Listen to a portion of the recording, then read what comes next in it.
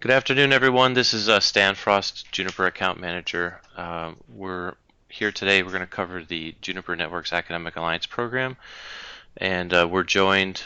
First off, thank you for Connecticut Education Network for allowing us to have this session, and we're delighted to have with us today John Orby, who is our VP of our Government Education and Medical Practice, so our GEM practice here at Juniper. And he's going to take us through an overview of the Juniper Networks Academic Alliance, and feel free to ask questions as we go through the session. On the phone from Connecticut Education Network, we have Scott Taylor, the director. Also from Juniper, we have Jenny Jones, who works in the Academic Alliance program to help with any questions. And George Slack, who's the local systems engineer for Juniper. Pat, do you want to introduce yourself? My name is Pat Lanham. I'm Director of IT for East Line Public Schools. Okay, great. Thanks, Pat. So with that, I'll go ahead and turn it over to John and Jenny. I noticed Gary Field joined. Oh, great. Thanks, Scott. Or Feld, rather. I'm sorry, Gary. I killed your name there. Good afternoon, Gary. Maybe just a quick on your role and. We're a consulting company, and one of our primary focuses is public libraries.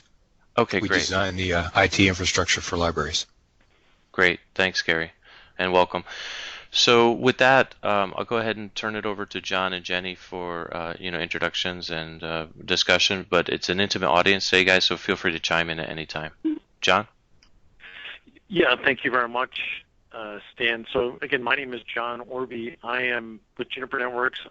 As Stan indicated, I focus on and manage for Juniper in the United States the state and local government, education, and medical practices.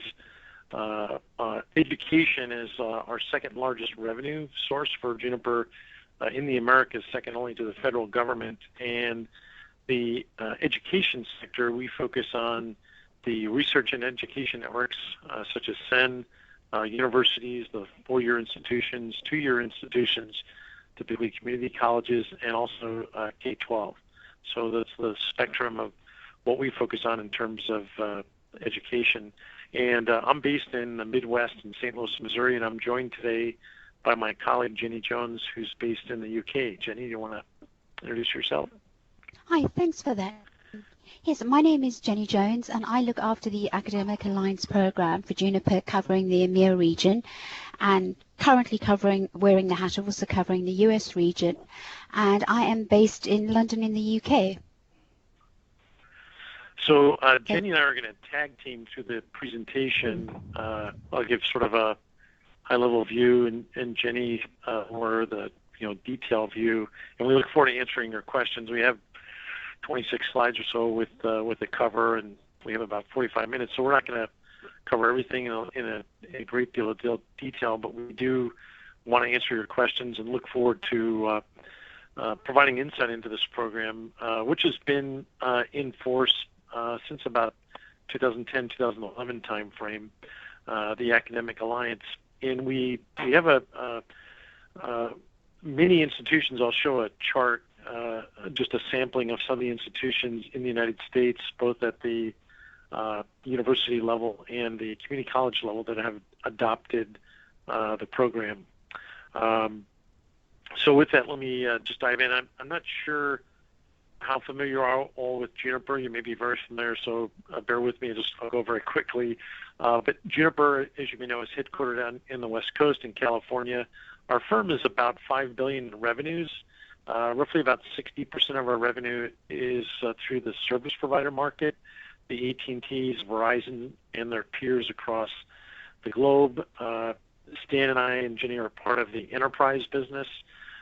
So in our business, as I was mentioning, government, education, medical, other firms, UBS in terms of the financial sector, one of my clients, SFO, the airport in San Francisco, Commonwealth of Massachusetts, University of Massachusetts, so on and so forth, Nike, Starbucks, quite a few clients.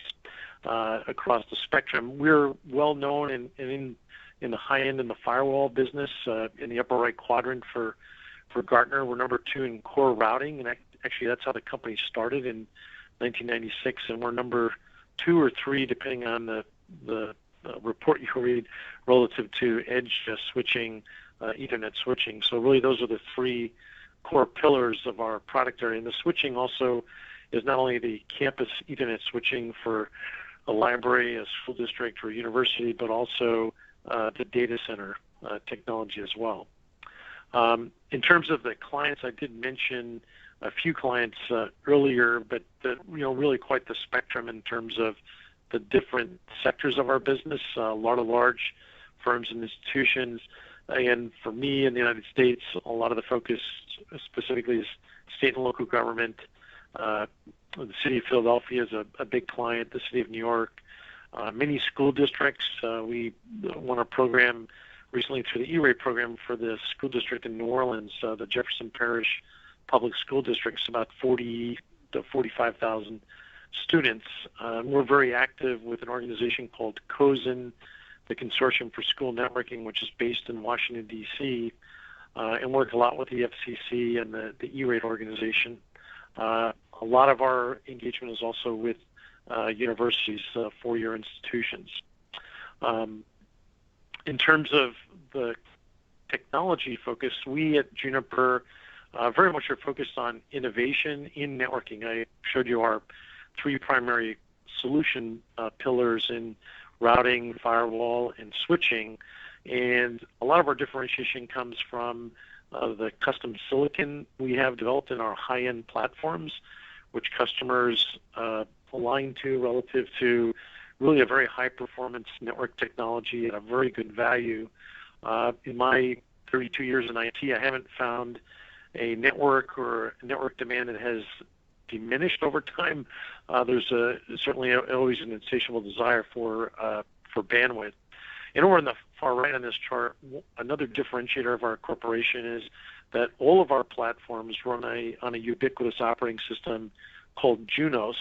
And as we move into the Academic Alliance, we believe that that's also a strength because individuals that gain certification or learnings through the Academic Alliance program learn this operating environment that spans all of these technologies. So I'll tag team now with Jenny, but we've created this program. The overarching term is the Juniper Networks Academic Alliance. We provide you the curriculum if you choose to adopt the program. We do provide a contract that we basically ask the institution to just basically that you agree to follow the curriculum, that we can come in on occasion and just make sure that the program is being taught in the correct manner. But we do provide all the content for both training of the teacher as well as the coursework and content for the students. And all that's provided at no charge to the institution. We also provide an environment, something we call Junosphere, but it's basically a virtual lab that's available to the students in the school, which provides, we think, a lot of flexibility because having equipment on site can sometimes be practical, but sometimes impractical. The class could be taught on equipment, Juniper equipment that's local in a lab in your facility, or as I mentioned, in a virtual facility and through something we call Junosphere. I mentioned earlier that our operating environment, Junos, runs across all of our platforms. This chart is a little outdated. There's more models and features of our product lines, but wanted to make the point again that the operating system is ubiquitous, and it's the foundation of what the Academic Alliance teaches is the Junos environment through the different areas. The Academic Alliance is made up of 5 modules, and it is a modular program. The base one is the Include, so the acronym is ICARE, if you will. So typically at the high school, community college level, and even at the university level, you'll see the engagement of the Include and the certified tiers. And typically only in the university environment, a 4-year institution, would we see movement into the other tiers due to the Master of Science degree, and also the ability to do and work on research. One of the other elements of the Academic Alliance that we offer as an option is something called the AID fund, that's AID fund, where if an institution chooses to adopt the Academic Alliance and is going to be purchasing Juniper equipment for the production network at the university, the school district, or what have you, we will actually carve off a couple of percentage of your spend into a bucket which can be used to fund the purchase of lab equipment or could be used for research. So one of my clients, the University of Massachusetts Amherst, roughly about 28,000 students, they've adopted the Academic Alliance. They've purchased a good deal of equipment last year and this year for the refresh of their campus. And as they've made those production network purchases, we've allocated dollars in a fund which they collaboratively with Juniper, we review that with them, and they decide either to use that fund to buy lab gear for student use or to put in the area of research for their PhD students or professors that are doing levels of research for the institution that also is in the technology area. It doesn't have to be specifically associated with Juniper. So in the case of University of Massachusetts, as an example, we're involved in all those spectrum. I'll just pause for a moment for any questions on Juniper, the company, our focus, or just sort of the introductory comments about the Academic Alliance. Any questions or comments, Jenny, or Pat or Gary? Anything? No, I'm with you so far. Okay, good. And if you don't Yeah, mind, go ahead. if I could just, John, you read my mind. I was just wanting to add that one of the primary drivers behind the program is to address the critical shortage of Juniper skills. And that's really important to the program to be able to try and bridge that gap between industry and academia. And again, for the further education institution, we try and provide an industry-rich curriculum. So a curriculum that's not just academic. And when I speak to students, the thing that really resonates is when students say, love that course because I feel it's relevant in the real world. I feel confident that I'm going to get a job after I graduate. And again, that we're trying through this program to create skills to meet market. So when the market comes to us crying out for these skills, we can point them to folks like yourselves and we can say, you are our cutting-edge trailblazers that are generating this future pipeline and future generation of Juniper skills. So industry then will create that bridge between yourselves and industry, create this pipeline. And of course, for you, it's differentiation. As we all know, the market prizes multi-vendor skills, and we appreciate there are many, many vendor programs out there, and some institutions are happy to run with the programs, and we're certainly not trying to detract from that in any way, but we would like to add additional value to both the student and the institution by providing multi-vendor skills, which is what the market is crying out for. And of course, for this, they do get industry-relevant vendor skills. They get exposure to new and exciting technologies. They get to learn all about Junos, and that hugely improves their employability. So, John, thank you for indulging me that. Just on that note, just to put into perspective what one of our overriding objectives is of the program. Very good. And on the current chart that I have up called the Academic Alliance Program Details and Benefits, this just peels the onion skin back a little bit further into the 5 modules of the program. Again, the base area is what we refer to as the Include and Certify. And you see here that all the course modules, lab configurations, and I'll show you a chart in a bit that goes through the different modules. The access to the instructor in terms of the training, which is actually online and information that's downloadable. All the student course books that follow the curriculum can be downloaded in PDF form or provided in hard copy, rather than downloading yourself. And then, as I mentioned, at the university level, there are master's programs in research and explore programs where you can work with software development kits and other intersections that could include engaging with Juniper development or other research programs with either the National Science Foundation or other member universities. In terms of the training and background, all the instructor training is provided. It's online at a site on our juniper.net. All the guides, documentation. We also provide certification coupons for the instructors and, frankly, discounted ones for the students, so that once the students have gone through the curriculum, they could go and actually test and gain the certification stripes. And we really encourage that, because it makes that student, frankly, much more valuable as they move into the market force or the marketplace for full-time employment. In terms of the curriculum, this is a high-level view of the elements of the curriculum. There's some web-based content on fundamentals of networking, but then goes into, as you enter in, the base certification is focused on the operating system and routing, but then there are higher level or deeper courses that focus on intermediate routing, switching, and then finally security and what we refer to as threat management. From a more detailed standpoint, yeah, go ahead. Sorry, would you mind if I quickly chimed in on your previous slide? Yeah, sure. Thank you. Thank you. Just to point out to John's point that we have a lot of traction, and again, you know, like all tech companies, we believe in death by acronyms. So we've got the IJOS course, the Introduction to the Junos Operating System, and the JRE, the Juniper Routing Essentials. And those courses together help prepare folks for our foundational certification, the Juniper Network Certified Internet Associate. And as John will show you in a moment, that's the foundation certification for all subsequent progression levels or tracks that students might wish to follow. And that is, you can't go anywhere else without doing it first. So obviously that is where we have the most traction. But just to point out, those courses are a single day each or 8 hours each.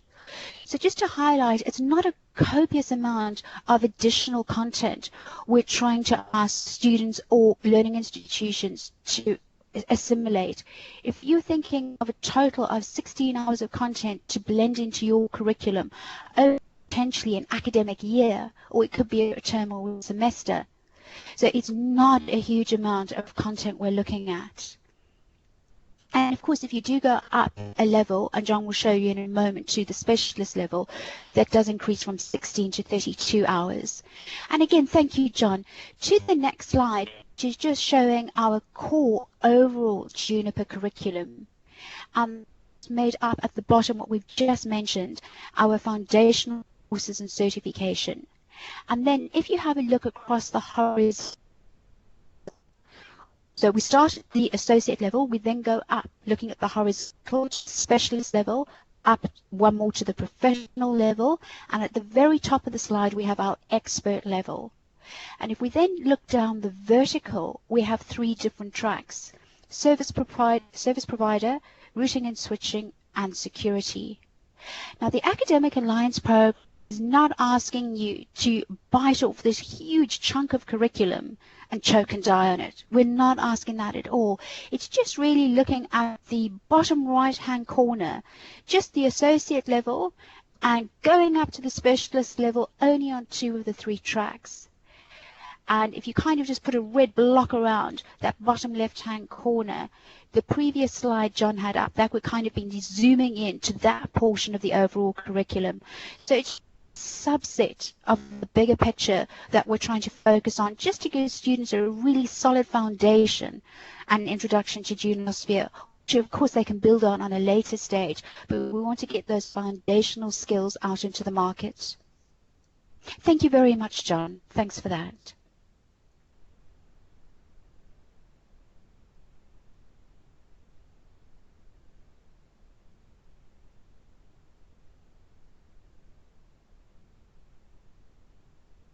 Hi, and I do apologize. I don't know if anybody's speaking, if it's just me who's lost audio. No, we can hear you, Jenny. Oh, you'll be allowed to...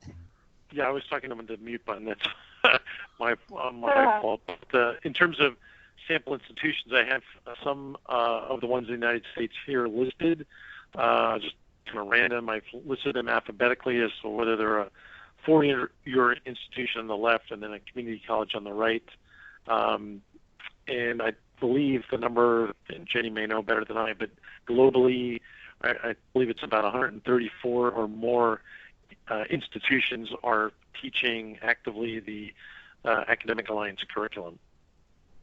I think the precise number is probably, John, you really good there, 126. Okay, very good.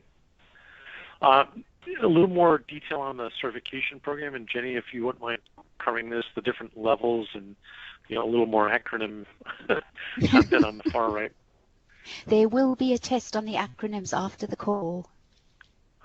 But starting off, having a look, and this is where we're mentioning we've got most of our focus at the associate level. That's the Juniper Network Certified Internet Associate, and that's towards the bottom of the slide.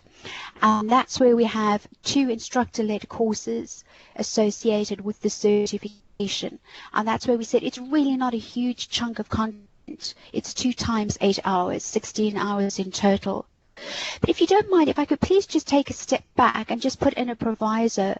Before doing any Juniper training, students will need to do the Networking Fundamentals e-learning course, the self-study.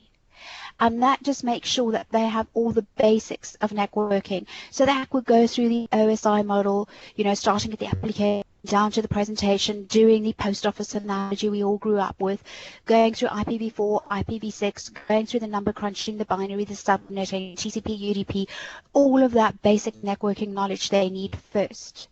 So either if you already have content that covers that, great, or else they need to do the online self-study networking fundamentals before they move on to any of the instructor-led courses.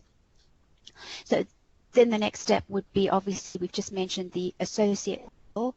Then moving up a level, we've got the Juniper Network Certified Internet Specialist level, and the Academic Alliance program covers that level both on the security track and the enterprise routing and switching.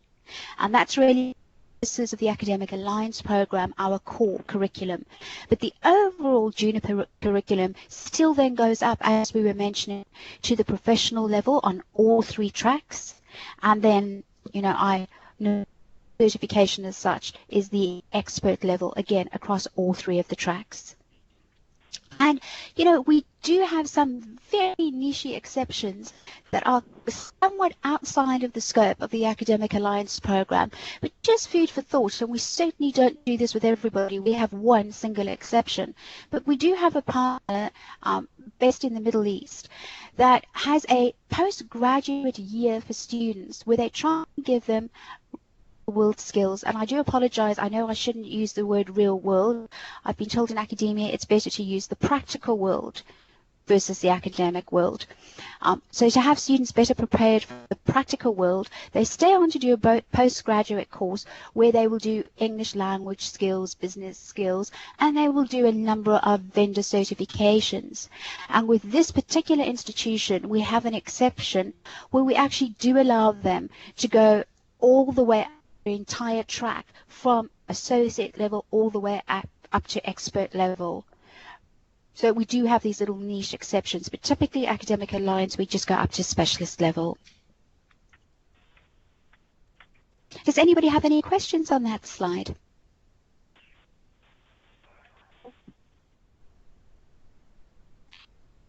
Okay, Dirk, sounds as if we're good on certification. Oh, John, mind, could I be really cheeky and chime in over here very quickly?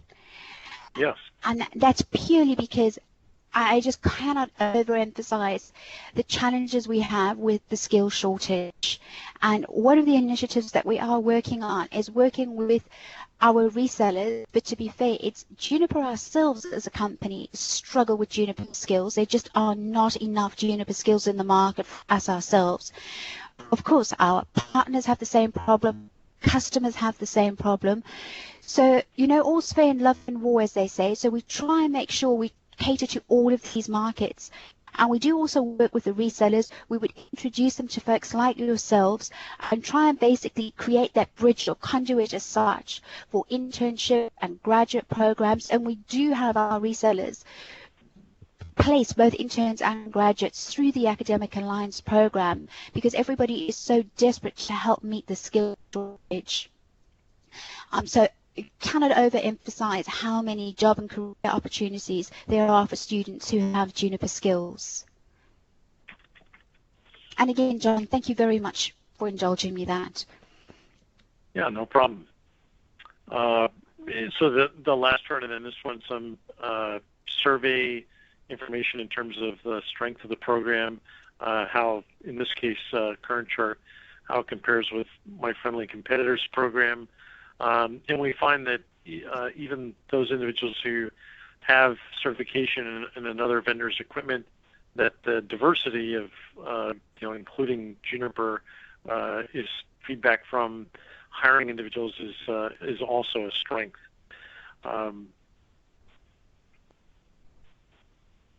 Just a brief, I mentioned earlier a term called Junosphere, and just basically what that is a virtual lab.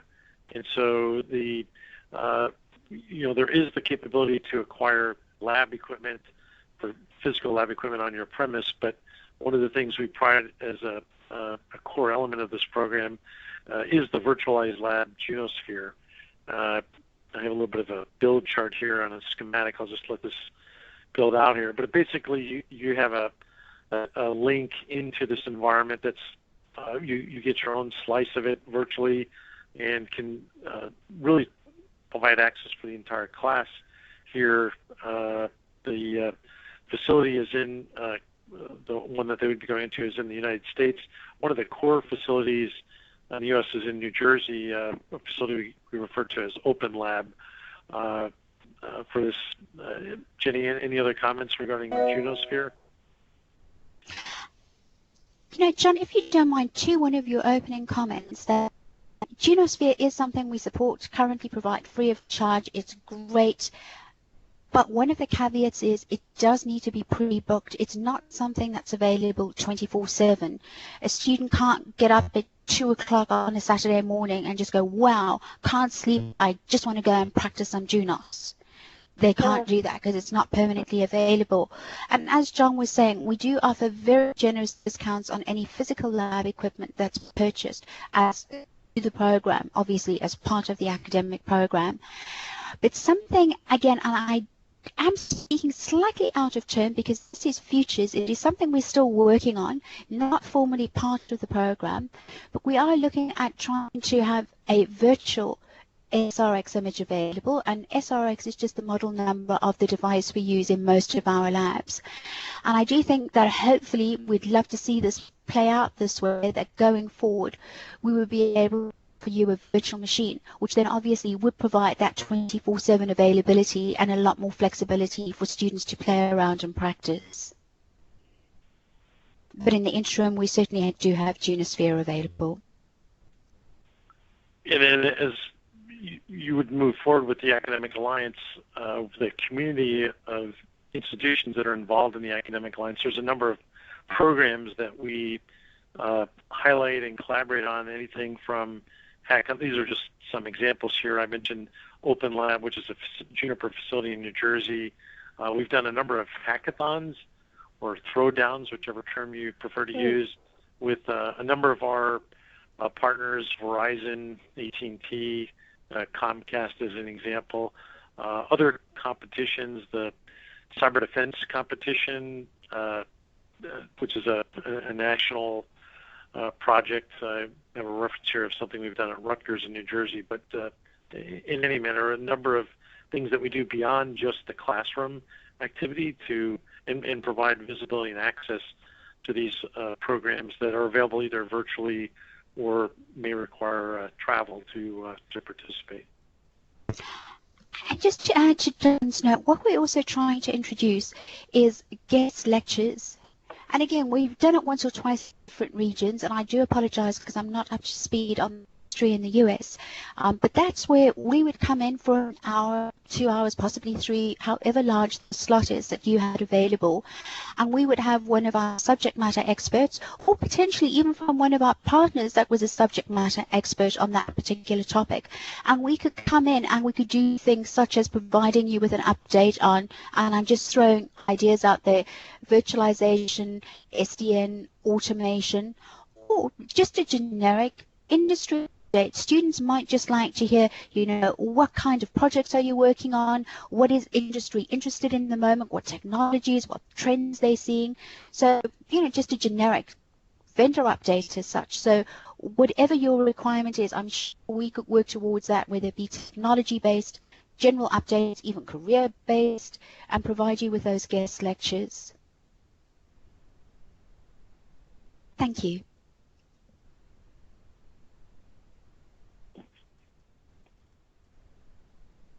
And then really my last chart is basically how would you get started. There's a link on our site, juniper.net, but there's basically an application form you fill out, a very small contract. I think it's 2 pages, nothing onerous. And then there's the different tiers that we mentioned earlier, the acronym ICARE. And again, typically to enter into the program, you would be involved largely with the include and the certified tiers. Any questions? I know we threw a lot of information out, but I don't know if Fred, Pat, or Scott, if anyone has any questions about the Academic Alliance or how you would get started, or any questions about the curriculum? Yeah, thank you. I have a ton. Sorry. So I work in a K-12 school environment, and I'm very interested in expanding our ed tech curriculum, and I was looking at this, if at least the beginning of this curriculum as an introduction to maybe juniors and seniors at the high school level. And I was wondering where in your, and actually this is like 4 questions thrown into one. So number one, would that be a possibility? Number 2, in that tier of curriculum, is there any place where just a regular Network Plus certification can kind of be a stepping stone in your curriculum, under your certifications? I know that Juniper would have a specific, and the Network Plus being a lower, more general networking certification. Does that fit in at all? Yeah, I would say yes, and I think that the foundation course that Jenny mentioned, I was going to try to scroll back to that part of the presentation. Perfect. That's sort of I almost want to call it the baseline, the networking fundamentals, which is a 5-hour prerequisite to everything else. I would think that would be a good foundation for the high school students, the juniors, seniors, and whether you move forward onto Junos, I think that would be possible, and we could work with you and provide you access so you could see more about what the networking fundamental course is all about, and so on and so forth. Jenny, any thoughts from your vantage point? John, I think you've covered it perfectly. Pat, as you're saying, obviously 5 hours of networking fundamentals is not quite as robust as a full N+ course, but without trying to be biased, and I can say this because the Networking Fundamentals course is completely vendor agnostic, but it is definitely one of the better, if not one of the best networking fundamental courses I've seen, because it really will take students through all of the basics, lay all of those solid foundations, after which they then can progress and learn the Junos-specific skills. Just to point out, they won't receive any certification after doing that because it's a self-study prereq, but certainly the content's all available out there. Sure. Well, so what I'm looking at, and I'm not sure, I believe your coursework would provide it. What I'm looking at is to introduce students break down technology. I'm trying to break down the thought of technology, that it it's not just like this giant umbrella that encompasses everything, but give students before they or by the time they leave high school an overall feeling of what technology is and the different functions of technology. So you have your hardware, you have your databases, you have hardware broken down into desktop and networking. And I think by the time they get to a high school, they've been exposed to a lot without knowing it, but then to define it even further, to say by the time they graduate, they have a good idea whether they want to go to a 2-year college and get certified and go out to be a network Juniper certified technician, or to go to college and get that certification so they can learn more and be a network engineer, whatever tier they have, but at least they know. I strongly believe that the workforce shortage is not that people aren't facilities aren't out there and the knowledge isn't out there for people to go after the jobs. I think it's exposure to the fact that these jobs exist and what these jobs are. And if we focus on, everybody knows Dr. Lawyer Indian Chief. If we focus on making people aware that these jobs are out there and fun and viable at a much younger age rather than just waiting until they get to college. That's what my focus is at the high school level. Do you think your program would fit that? Pat, if only we could clone you. If only all high schools would do that. You have hit the nail on the head. I belong to some other organizations, and this is an endless topic of discussion. And you are so right, because I think school-age kids seem to have this perception getting into IT is just sitting in a basement writing lines and lines and lines of code, and that's it. I have no idea of the different career opportunities they have within IT as this big umbrella. It is absolutely fantastic and commendable that you are doing that for your students. They do not realize how lucky they are to go that further step with all of this information and be so well armed as such to make their future decisions. Part of the STEM skills shortage, particularly as you're obviously well aware, there are so many global initiatives around girls in tech, but to help school-aged kids understand, if, for example, you go into networking engineering, you don't necessarily have to work for a tech company. All companies have to run on a network. You can still go and work for a football association or a fashion brand or whatever. It doesn't have to be tech companies if you have networking skills. And the networking fundamentals will certainly give them that base of understanding how networks work. Hey, potential. Pat, this is Scott Taylor. How involved do you see yourself, or how deep do you see yourself getting into a program like this at a high school level? Would you just do that intro and maybe the first certification so that these students walk out of school with a marketable skill? Well, so honestly, I've been working. Hi, Scott. We talked a couple of times. I've been working on this curriculum on this thought process for quite some time, and the biggest obstacle is informing curriculum-minded adults in the high school, at the high school level, and in trying to break it down. And I can see that once you expose the student, the level of curriculum would be totally up to them.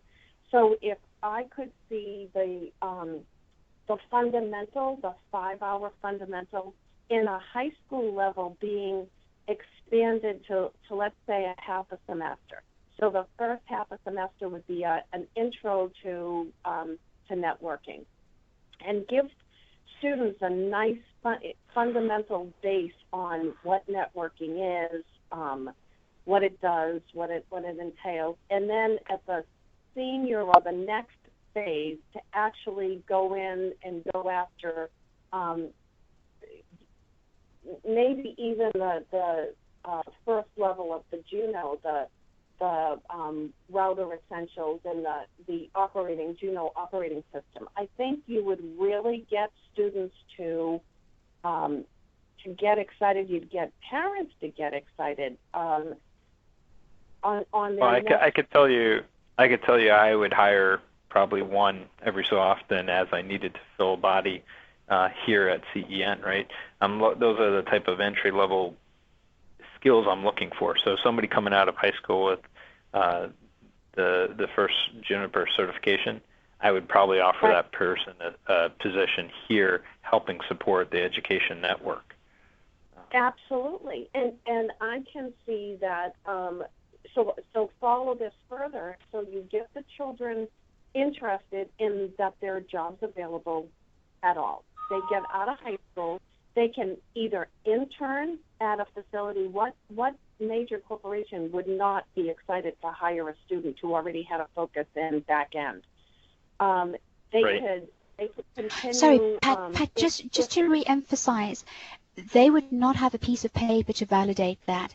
They would only be able to demonstrate that through a technical interview.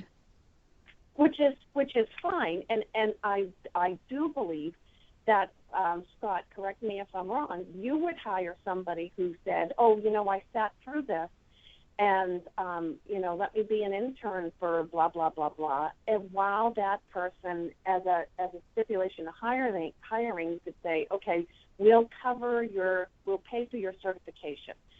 So if you want to continue educating on yourself, on your own, we will pay for that certification. All my staff here, if they test and their first test, we'll pay for. If they pass, great, we'll pay for the next test. But if they don't, we either try to get them to retake a test somehow with a program that they can retake it, the first one, for free, or sometimes they'll just pay for it out of pocket. But a bunch of my technical team here have tested, passed, moved on, done another test, passed, and we help provide the training. We also help pay for the certification on the tests that they pass, or even if they don't pass that first one.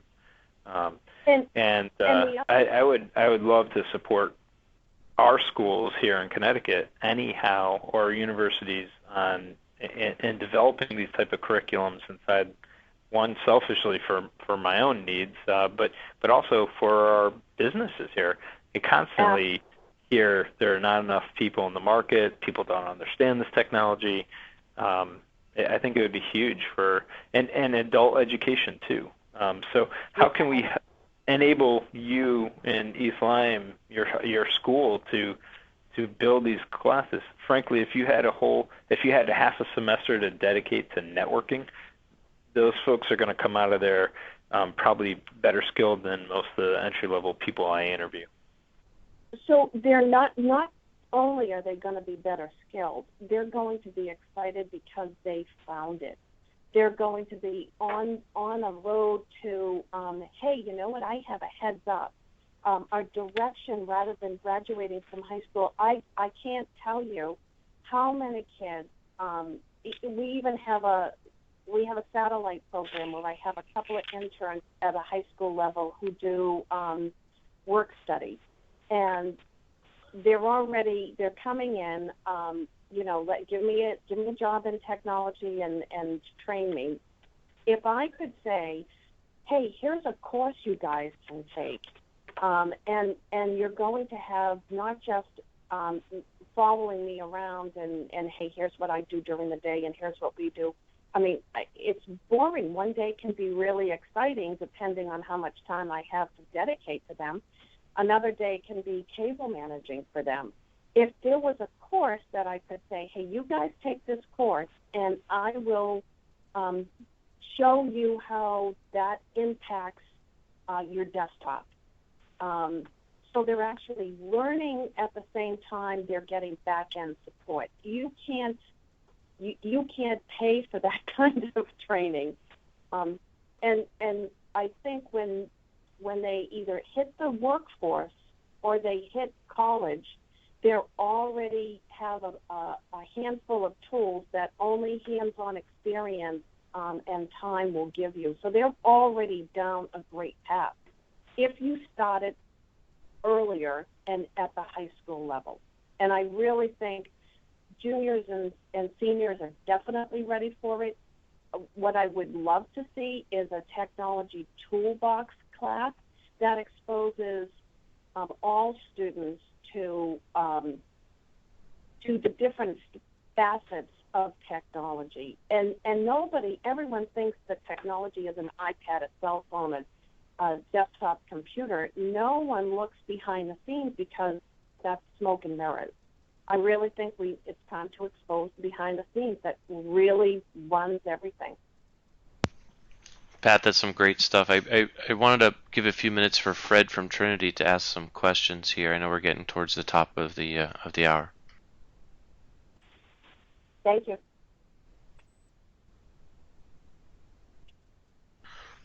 Fred, you're on mute, and it's probably difficult to find the unmute in Link. I'm muted. Hi. I missed the first half. Sorry, too many meetings. And I'm not really sure how that fits. I agree with everything that's said, and I think it's interesting. I'm on the IT side of the house, not the computer science academic side of the house. We certainly work together when possible, but this sounds like something that I'd have to convince the academic side of the house more of. Yeah, and so both Pat and Fred, I mean, you both play more of a technical role inside your organizations, and same as with myself. I mean, I'm not an educator, right? But is this something that maybe we can work together on, where even if it's with your interns that you might have or student workers that you might have within your areas, on exposing them to some of this curriculum somehow. That is a great idea.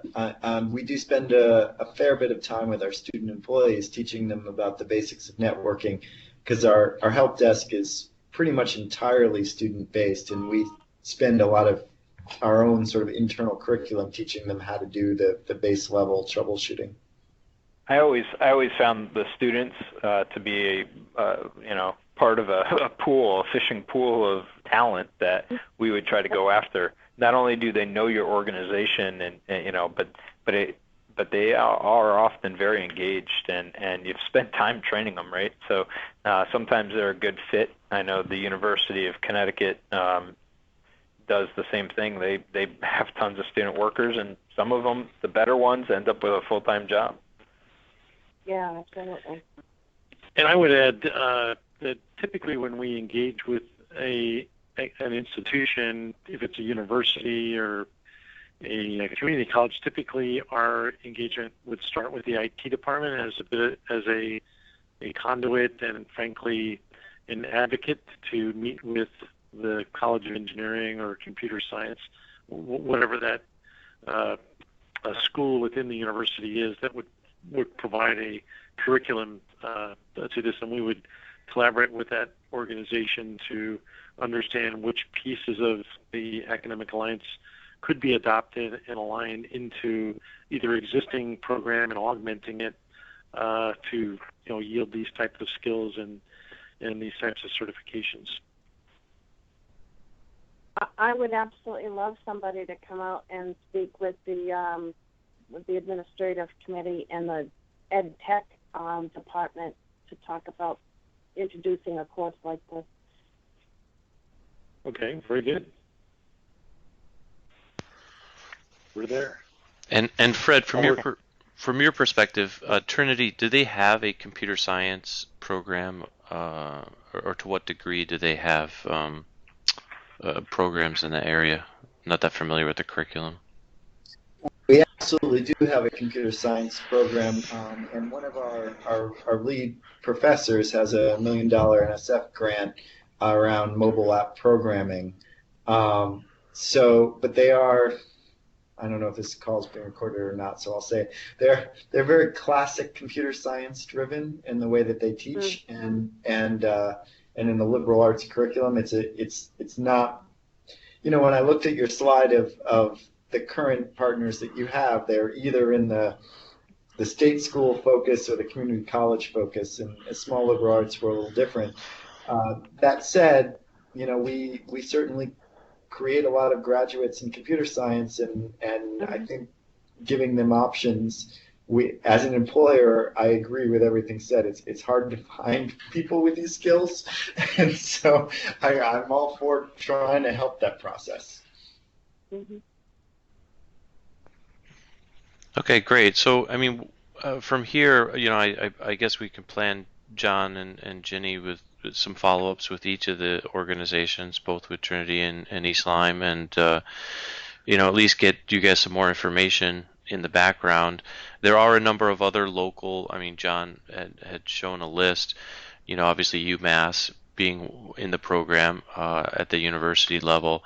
The high schools is a really interesting one we heard today, guys. The whole technical uh, tech ed, right? And I'm thinking now about the Connecticut technical schools as well, right? And that kind of similar curriculum at a high school level, or even for tech Connecticut technical schools as an adult, right? So it sounds like we got a multiple follow-ups, and then we'll get this posted as well, so other folks that weren't able to attend have a chance to listen in, and maybe that solicits some additional interest level.